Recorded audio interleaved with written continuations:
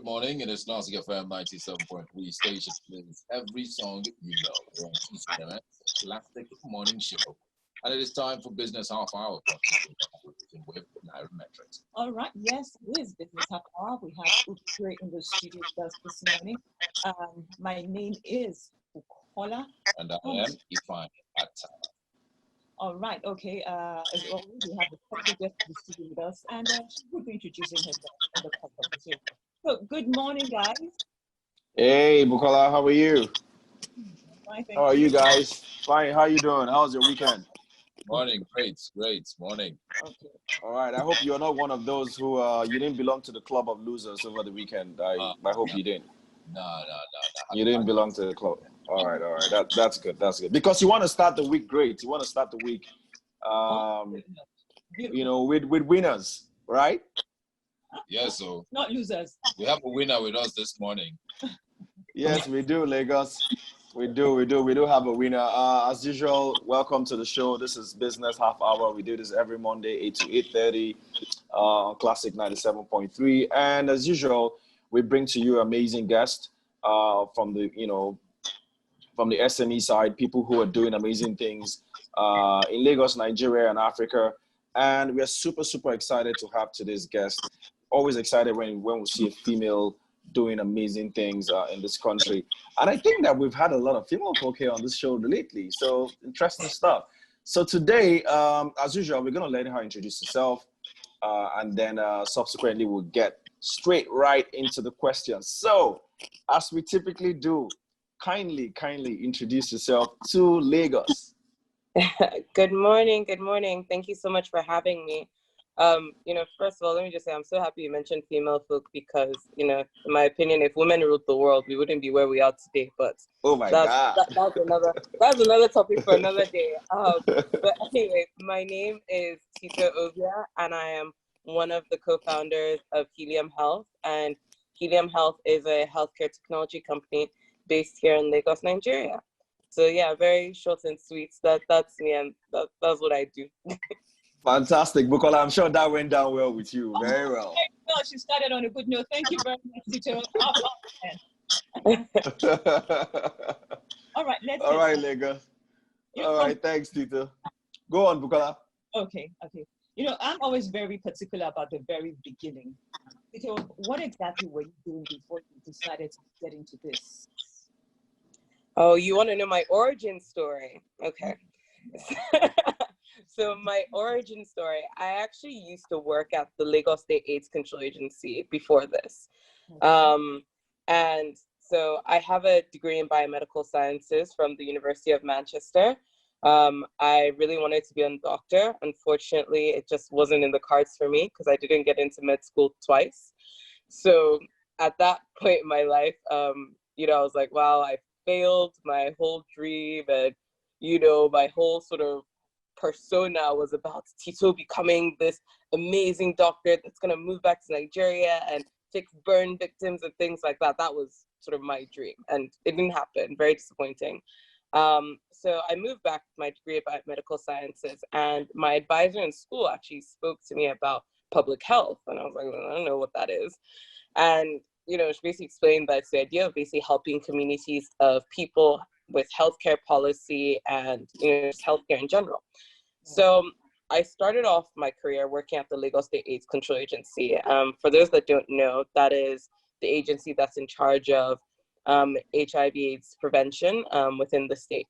So in short, we would go out into communities of people, counsel test them for HIV. We would then go into all the different general hospitals and primary healthcare centers within the state-run PHCs, and also now do like data validation. So imagine all this paperwork, everything is manual, and you're literally just trying to find out the number of positive people is what you're reporting to the government, and it's accurate, straight from that paper data source. And I thought it was the craziest thing ever, because how will you have all this paper and there's like one monitoring evaluation officer, they're trying to see hundreds of patients. You'd be like in the month of July trying to validate data for February. And that's sort of where the whole idea of digitizing healthcare sort of came from. But yeah, so that's my origin story, short and sweet. I like that, short and sweet. And I like the fact that your origin story basically emanated from you seeing a problem and trying to solve it. Right. So let's now get into Helium Health. So what exactly do you do solving this problem? How do you describe what you guys do? So Helium Health, very simply, we have a suite of healthcare solutions that can fit for providers of healthcare, payers of healthcare, patients. So very simply, for hospitals, we have an electronic medical records platform. So everything is digitized within the hospital's process. So there's no more, oh, I'm going to go and find your file in the back or anything like that, and you waiting for 30 minutes. For patients, straight on your smartphone, you can actually access your health record, your health information from the hospitals that use our solution. We also have Helium credits, where we actually offer hospitals loans as well, which is going to become very important now post-COVID, or at least with us dealing with COVID, to get them back on their feet. And then as well, we have other solutions like our telemedicine that we launched. And yeah, that basically is Helium Health. So if you think about any healthcare solution, we basically do it. But our main solution is our electronic medical records platform. That's what we're known for. Yeah. Interesting. So you guys are basically a health tech company. That's how you describe it, right? Yes, health tech. Yeah. So everything is technology that can help hospitals or healthcare businesses, Exactly. perform better. Interesting. Yeah, and you tend to look at Nigerian healthcare system, and I mean, I remember those days when you go to the hospitals and you always have to fill in cards and enter everything on paper. We're still there. We're still there. I know. We're still there. Oh my God. So that feels like you're healthy. You haven't been to a hospital in a long time. I have, but maybe I've been to modern hospitals. Hospitals where you just punch in and you sit down and say, okay, go see the doctor right away, and you don't see any paperwork at all. So maybe you're in one of our hospitals then, because I guess so. Majority are unfortunately not like that. Our biggest competitor, if anything, in this market is paper. It's still paper. The majority of this market, it's paper. Paper is my competitor. My competitor has no face. It's paper. Do you think we're making strides towards getting rid of paper, or it's still a long way for us to get rid of paper? So it's still a long way, because so much of the market is fragmented, right? So if you think about the pharmacies, ideally what should happen in a connected healthcare system, right, is that, when you go into your hospital, that whole process is digital, right? As you're leaving, they're not giving you a sheet of paper with your prescription, right? They're telling you to go, okay, next door to this pharmacy or that pharmacy by your house. By the time you get there, you give them your name. They should be able to put in your name and be able to give you your prescription, right? Because it's already connected there. Ideally, at the same time as well, the government too should be able to get this real-time information about what is happening in the healthcare system, not your personal data, but have an oversight so they can budget and plan better, so they can decide where funding should go, not just, oh, that's the biggest general hospital, let's put all the money there, right? So we still have a long way to go, because so much of the market is still using paper. Different government agencies, different hospitals, even the pharmacies, the small diagnostic centers. And you now think about all the traditional nurses and birth attendants that, work in different communities as well, that aren't also digital either and doing everything on paper. We have a long way to go. Okay, but Tito, you mentioned that you're co-founder of Helium Health. But who is or are your other partners? So I have two lovely gentlemen that are supporter of women as my co-founders. Yes, I'll add their major supporters of women. I like that. Goke Olubusi and Dimeji Shofora. So they're my co-founders, and they're my brothers. They're my family. It's lovely having them as co-founders. We keep each other sane, and then we also knock each other's heads as well when we're not performing right. All right. Okay, we'll go back to you. All right, that's good. I mean, I like it when you have co-founders that sort of like believe in you, and then you guys have this amazing synergy. But look back to your business. So I would like to describe your business as B2B. So you don't do B2C at all. It's mostly B2B. Yeah, it is B2B. It's a B2B business. Yeah, What is literally. B2B for those of us who do not understand B2B? Because B2B All is these business technical to terms business. that we're using. It's business to business. You've been on this show for years. Come on, you should know by now. All right, for Lagos, I guess Bukola just wants me to break that down. So that's business to business. So you can either have the business to business, which means your businesses are your customers, or your B2C, which is customers are your like regular, retail customers are your customers. And then you have companies who also do B2B, B2C as well. So, as Tito has described, Helium Health is purely B2B. So it looks like a business that can scale immensely, not just in Nigeria, but in Africa. So are there, how do you intend to spread? I mean, I heard you talked about paper being your competition. So how do you intend to digitalize the entire healthcare framework in Nigeria, particularly public health? Because that's where I think there's a lot of paper being used today. So how is that going on for you currently? So, okay, let me take the first part of the question about expanding internationally. So for those that don't know, we're actually already in 2 other countries outside Nigeria. We are in Liberia and we're actually in Ghana. And these actually came up because we have partner hospitals in Lagos or Nigeria that then started up in those other countries. So of course we had to move with them too, which was great because it sort of gives us insight to what those markets are like. And if we truly now want to go full throttle and get partners there and start really going aggressively like how we did here in Nigeria. But you're right, with all our different solutions, we do have plans to move to in other parts of North Africa and East Africa and Francophone West Africa as well. Because why not? This is the time to try and grow. And again, it's the same problem that you're going to meet in all these other African countries as well, not just Nigeria. And Nigeria might just be the toughest market to be able to grow and scale it. So that's the first part. The second part about working with the public sector. So my real job, apart from being a co-founder, because a co-founder is not a real job, so my real job is actually the head of public sector growth. So what that basically means is making sure that our solution is adopted in the public sector. And for those that may not know, about 60 to 65% of healthcare actually occurs in the public facilities. So don't mind all the private hospitals that you see on every single street. The burden of the country's healthcare occurs in those public facilities, possibly if not more than that. So it's going great so far. Great, but a bit slow so far. Right now, we're actually digitizing. We have the contract to digitize Akwa Ibom State's primary care and secondary care facilities, which we started since 2018. It's been a long road, but it's coming along, and because we're not just doing our solution, we're providing devices, networking, the solar power as well, because all of these hospitals are in the rural areas. And it's really, so now when anybody talks about, infrastructure, things like, what if there's no lights? What if it's in a remote area? We're like, don't worry, we got you. We got you. Exactly. Just because we spent, I would say, a good year and a half, obviously making mistakes and also now perfecting our solution for that kind of market, and even making sure that it was adaptable and sustainable, because you just don't want your solution as another government project that somebody just dumped and left and it's gone. But definitely. Amazing.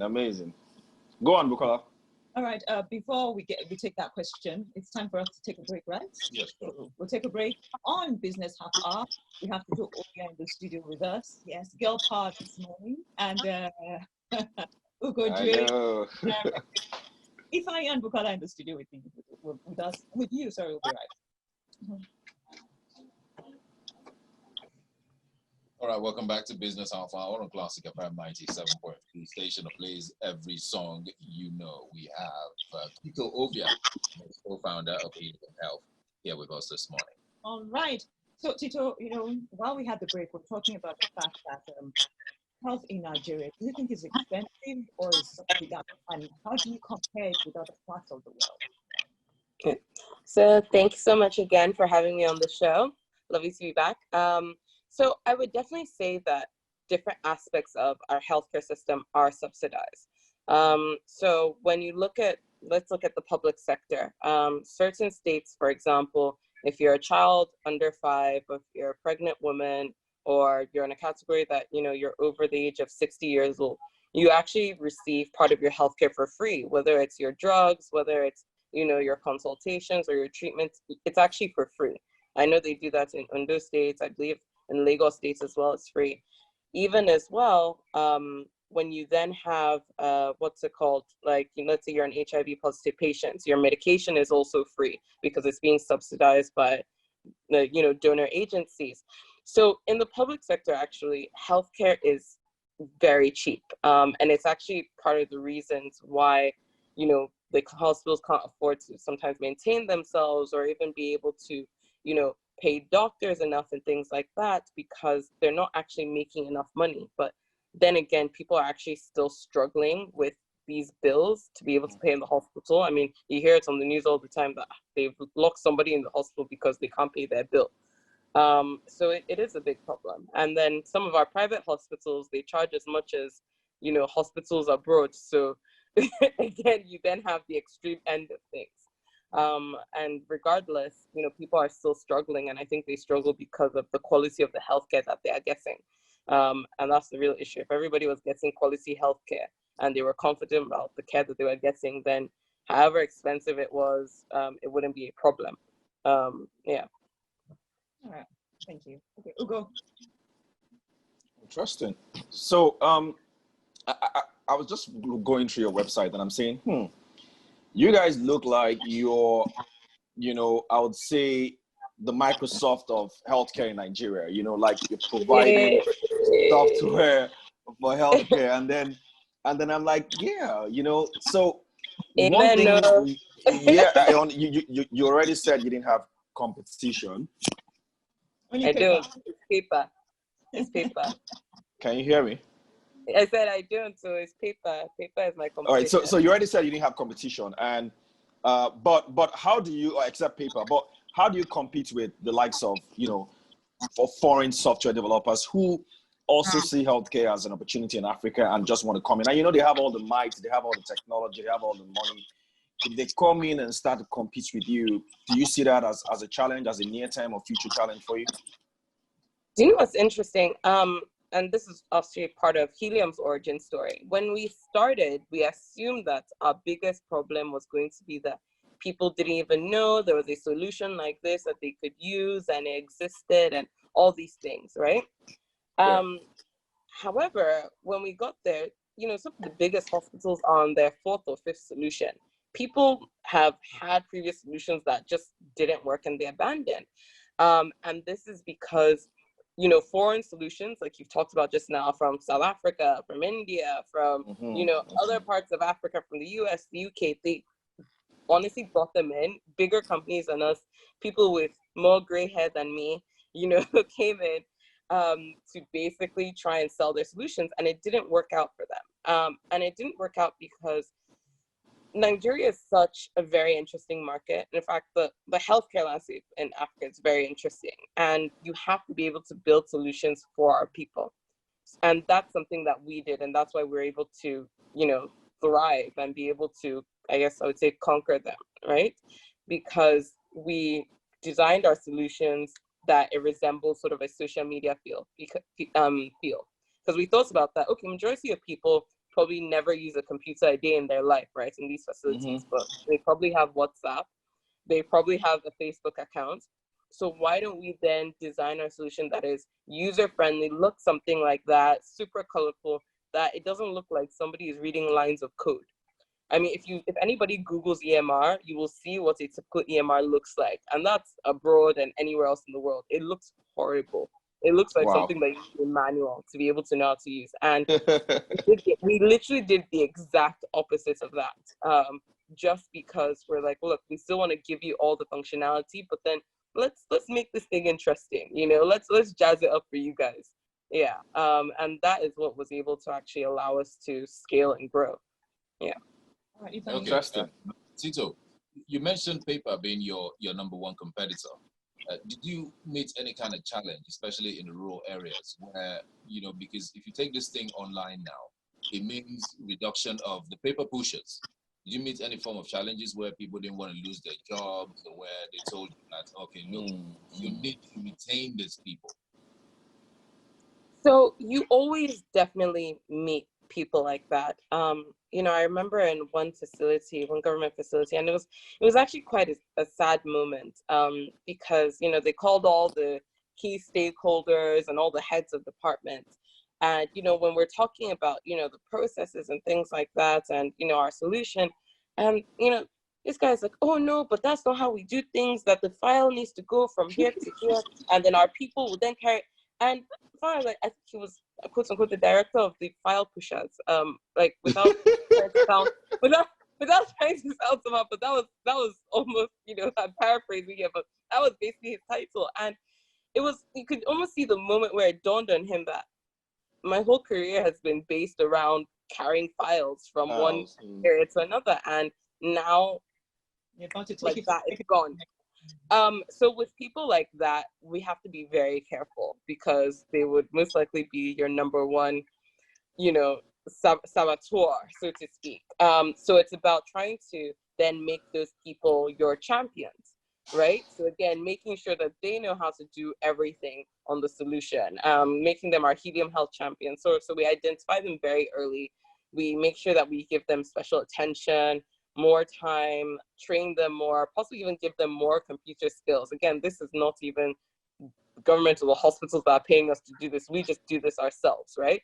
To make sure that they then feel empowered. So to be honest, if they then say they don't want to work with the hospital anymore, they're done, things like that, they can actually go to another facility and say, okay, well, I have these computer skills now. I've been able to manage, quote unquote, an EMR in a hospital. I know how it works, and they now have an additional skill. So they feel like they're now parts of the process, and they are our quote unquote managers, so to speak, in the facilities. So we make them our point man, so they then feel quite important. So yeah, we do that. Interesting way of navigating through this challenge.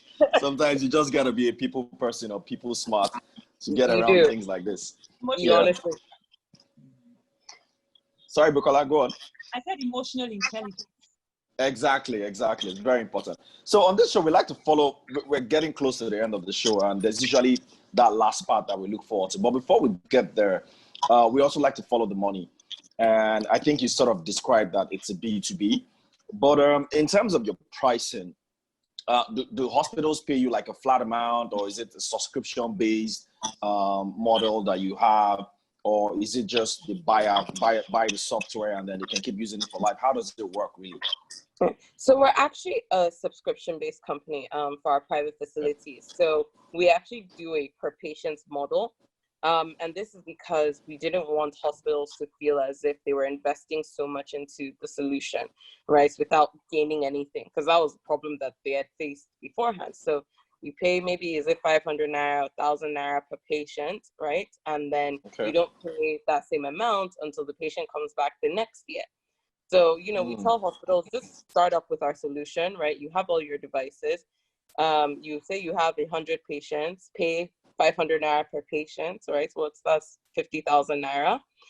Exactly, and that's all you pay us, and you start up. So as you use those credits, because you're registering patients and you're loving the solution and you're enjoying it, then you then say, okay, actually, I want to continue using Helium Health. And then you then pay us more credits, and we can make it either a direct debit sort of thing or things like that. But yeah, it's a per patient model. Or then we do a yearly license, because some people say, okay, actually, do you know what? I don't want to think about paying you constantly. Let me just pay you yearly, and we know that this is the agreed amount, and then we do that. So we really try and be flexible depending on the customer. Some people can't afford to shell out money yearly, some people per subscription, and vice versa. But yeah. All right. From a panel here, it says here that we're having a discussion on health insurance. Can you tell us the percent of the population you would say is into insurance coverage in the country? Ooh. Tough Health insurance. Honestly, I would say we're looking at maybe 4%, something like that, of the country is covered by health insurance. It's a very, very tiny amount. And, you know, this is because, and I always say this, right, health insurance is actually against our Nigerian nature. Because the whole idea of health insurance is that you are planning, you're putting money aside and you're planning for when you are sick. It's against our Nigerian culture to plan to be sick. Because it's like, God forbid that I'll get like, who are you trying to curse kind of thing. So the reason why those numbers aren't high is because I don't believe we sensitize enough as a country. I don't believe that we educate people enough about the importance of health insurance. I mean, one bad accident or one bad health scare in a community can actually force a whole family back into poverty and continue the poverty cycle. So it can go from middle class to then being lower class overnight just based on health bills. So being able to educate people about that, you know, it's so important, you know, because we do need health insurance to be able to drive our healthcare system and try and make it as cheap as possible for people that still find it expensive. Okay, we need to All right, great. I think we're at the end of the show, Lagos. If you're just tuning in, you've missed out a lot. But don't worry, there's going to be a podcast version of this show out on Metrics. We've been speaking to Tito Ovia. She's the co-founder of Helium Health. Amazing discussion so far. And then, of course, we've had Bukola and Ifeanyi on the show as well. So, Tito, before we round up, we're going out quickly. Just give us that watchword, that line, that thing that you say every day that keeps you going. What is it? Quickly, 10 seconds. You can either jump out the window or go down the stairs. The options are very clear. Lovely, I like that. You can either jump out the window or go down the stairs. The options are always very clear. Bukola, Ifeanyi, that's our show for this week. All right, thank you very much. Do this again next week. Have a wonderful day. Thanks, Tito. Thank you. All right. Bye. Bye.